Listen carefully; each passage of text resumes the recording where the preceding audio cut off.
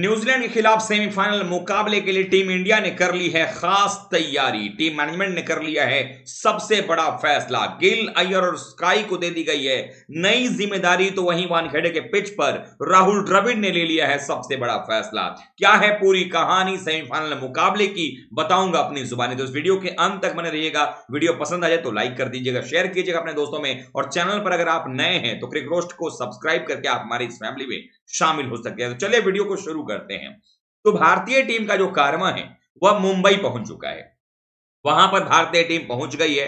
अब अभ्यास मुकाबला, ऑप्शनल ट्रेनिंग सेशन जो है वो आज होना है। लेकिन इसके पहले भारतीय टीम ने कई सारी चीजें की। वानखेड़े पहुंचने के बाद भारतीय टीम बिल्कुल आराम करती नजर आई, लेकिन राहुल द्रविड़ को आराम कहां है।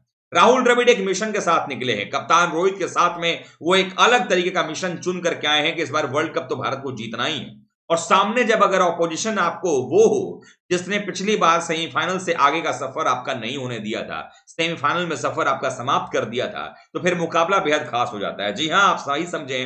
न्यूजीलैंड का वो मुकाबला याद कीजिए 2019 का वर्ल्ड कप, जब हम सेमीफाइनल से आगे नहीं जा पाए थे। और इस बार वही ओपोनेंट फिर से सेमीफाइनल में ही है, यानी कि back to back world cups में हमारे सामने वही ओपोनेंट है जो लगातार हमें डराता रहा है।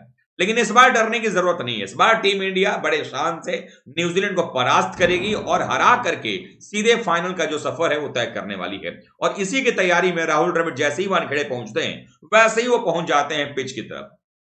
पिच पर जाने के बाद वो पिच को देखते हैं, मुआयना करते हैं कि आखिरकार ये जो पिच है वो कैसी दिख रही है। पिच ये वही है जो कि आपको याद होगा ऑस्ट्रेलिया और अफगानिस्तान के बीच में जो मुकाबला खेला गया था उसको यूज किया गया था। ये वही मैदान है, ये वही पिच है जहां पर आपने देखा था कि पहले बैटिंग करके एक अच्छा स्कोर लगाया था। वहां पर 291 बनाए थे अफगानिस्तान ने, और 91 पर 7 विकेट गिर गया था चेस करते हुए ऑस्ट्रेलिया के। लेकिन एक मिरेकल, एक चमत्कारिक पारी जो है वो नजर आई ग्लेन मैक्सवेल से, और तब वो जाकर के ऑस्ट्रेलिया मैच को जीतने में कामयाब रहा। उस विकेट को थोड़ा तरोताजा कर दिया गया है। पेसर्स के लिए मदद यहां पर होने वाली है। विकेट पर जो है बल्लेबाजी भी बड़ी शानदार होने वाली है। यानी कि देख करके पिच को तो यही लग रहा था कि भाई पहले बैटिंग करो और रन बोर्ड पर डालो और फिर जो है बॉलिंग करके निपटा दो। लेकिन अब यहीं पर बात नहीं रुकती है। इस समय टीम इंडिया जो है वो सेमीफाइनल की एक खास तैयारी कर रही है। खास तैयारी ये है कि जैसा आपने पिछले मैच में देखा होगा, अब रोहित शर्मा के साथ शुभमन गिल को, जो कि एक बड़े मुकाबले अब आ रहे हैं सामने में, अभी तक शुभमन गिल सहयोगी भूमिका में लग रहे थे।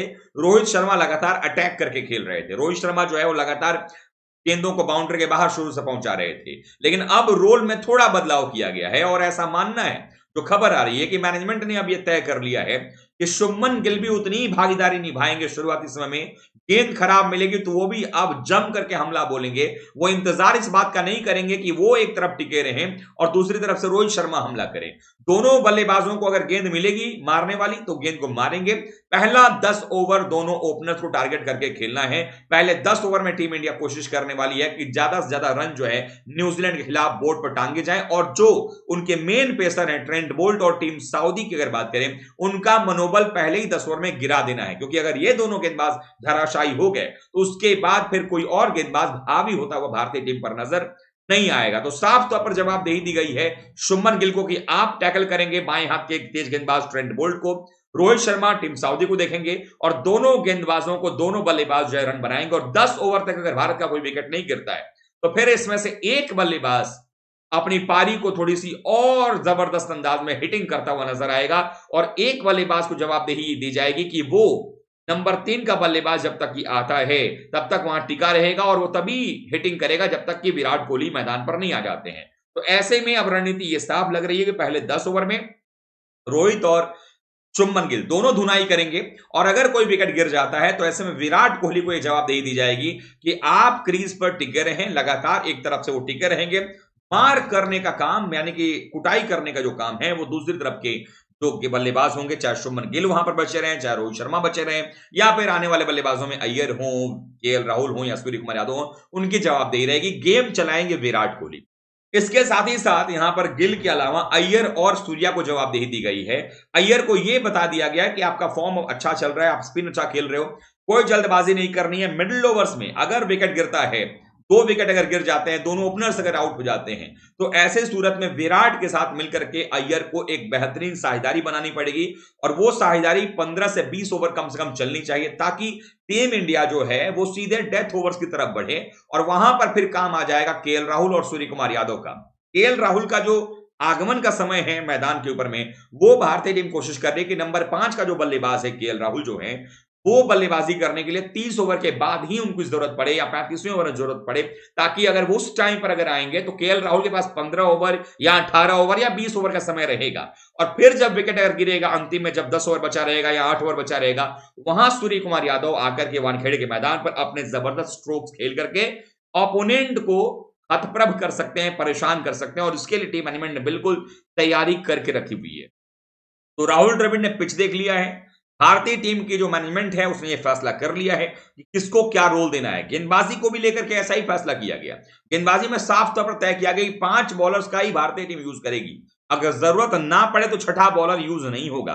और यहां पर एक और चीज ध्यान देने वाली है कि अगर यूज करना भी पड़ेगा तो आपके छठे बॉलर की जो भूमिका होगी वो श्रेयस अय्यर और विराट कोहली में से कोई एक निभाने वाला है। यानी कि विराट कोहली जो कि आकर के गेंदबाजी कर रहे हैं, उन्होंने विकेट भी निकाला 9 सालों के बाद। अंतिम बार 2014 में ब्रेंडन मैकलम का विकेट निकाला था उन्होंने वेलिंगटन में, मुझे अगर याद है न्यूजीलैंड में ही वो विकेट आया था उनका, और उसके बाद अब विकेट नेदरलैंड्स के खिलाफ मिला उनको।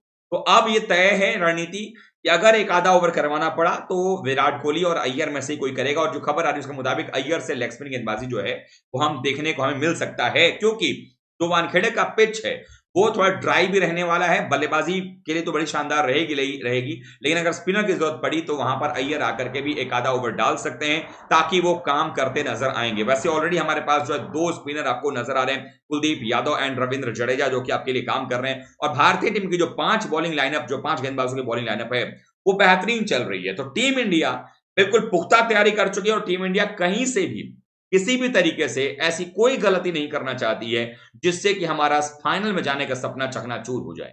और चूंकि सामने न्यूजीलैंड की टीम है, आप उसको हल्के में ले नहीं सकते। वानखेड़े का मैदान है जहां पर हाई स्कोरिंग रन बनते हैं। भारतीय टीम, राहुल द्रविड़ की जो सोच है, जो रोहित शर्मा की सोच है कि हम टॉस के ऊपर निर्भर नहीं रहेंगे, जो भी मिलेगा, अगर हम टॉस जीतते हैं हमें क्या करना है हम वो कर लेंगे। लेकिन अगर सामने वाली टीम टॉस जीत करके अगर आपको कुछ बैटिंग या बॉलिंग कराती है तो स्ट्रेटजी हमारी दोनों चीजों के लिए तैयार है।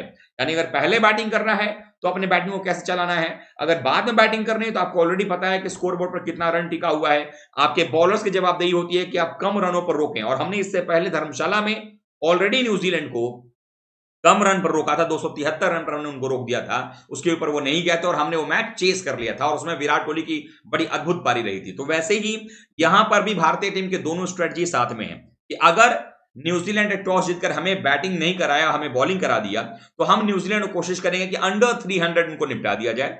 और अगर एक बार आपने 300, 290 या 310 भी मान लें निपटा दिया अगर आपने उनको, तो वानखेड़े के मैदान पर चेज आप अच्छा कर सकते हैं। और उनके पास जो बॉलर्स हैं उसमें ट्रेंट बोल्ट पर सबसे ज्यादा भरोसा उनको है और मिचेल सैंटनर पर, इन दोनों को आप निकाल देंगे, आप मैच जीत जाएंगे। लेकिन अगर आपकी पहले बैटिंग आती है तो फिर भारतीय टीम की कोशिश यही है कि हम फिर अपने स्ट्रेटजी से खेलेंगे।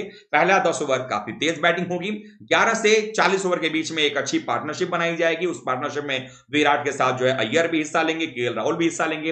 अंतिम 10 ओवर में केएल रहे वहां पर या अय्यर रहे या विराट रहे, साथ देने जब सूर्य कुमार यादव आएंगे तो उनका जवाबदेही यही होगा कि सूर्या फिर अंतिम में चार्ज करेंगे। अंतिम के 10 ओवर या 9 ओवर जो भी सूर्या खेलेंगे उसमें से अगर आधे गेंदे भी खेलते हैं, अगर 54 गेंदे बाकी हैं, 60 गेंदे बाकी हैं, 30 बॉल भी सूर्या खेलेंगे तो उनकी कोशिश होगी कि 60-70 रन देकर के जाएं। चूंकि वानखेड़े का मैदान वो अच्छे तरीके से जानते हैं सूर्य कुमार यादव, रोहित शर्मा और साथ ही साथ अगर देखा जाए तो गेंदबाजी में बुमराह है। तो कुल मिलाकर के ये टीम जो है बड़ी सेटल नजर आ रही है। जडेजा भी वहां पर नजर आएंगे आपको अंतिम 10 ओवर में। तो ये कुल मिलाकर के भारतीय टीम की रणनीति बिल्कुल साफ है कि पहले बैटिंग करो तो पहले 10 ओवर में तुड़ाई करो, फिर 11 से 40 में पारी को 6 रन, 7 रन, 6 रन, 6.5 रन प्रति ओवर बना करके चलो, विकेट ज्यादा नहीं नुकसान करना है।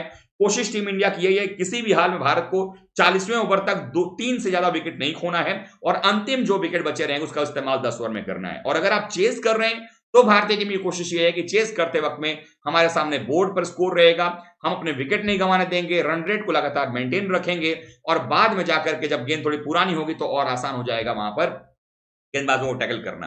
दोनों हाथ में लड्डू हमारे हैं, बस एक खा लेना उठा करके। अब देखना ये होगा कि रिजल्ट क्या आता है। आप लोग कैसे तैयारी कर रहे हैं सेमीफाइनल की, कितना एंजॉय कर रहे हैं और कैसे आप इंतजार कर रहे हैं, क्या कुछ करने वाले हैं सेमीफाइनल वाले दिन पर, आप कमेंट कर बताइएगा। वीडियो को लाइक कीजिएगा, शेयर कीजिएगा, और अगर अभी तक आपने क्रिक रोस्ट की हमारी फैमिली में अपने आप को शामिल नहीं किया है तो सब्सक्राइब बटन दबा करके अभी शामिल हो जाइएगा, क्योंकि यहां पर मिलता है आपको pre match, mid inning, post match और उसके साथ साथ रिसर्च बेस्ड कंटेंट। तो आप देर मत कीजिए, अभी आइए हमारी फैमिली में शामिल हो जाइए। मिलते हैं अगले वीडियो के साथ में, और साथ ही साथ शाम 7 बजे हमारा स्पेशल शो आएगा, उसको देखना ना भूलिएगा। मिलेंगे शाम 7 बजे। Thank you so much.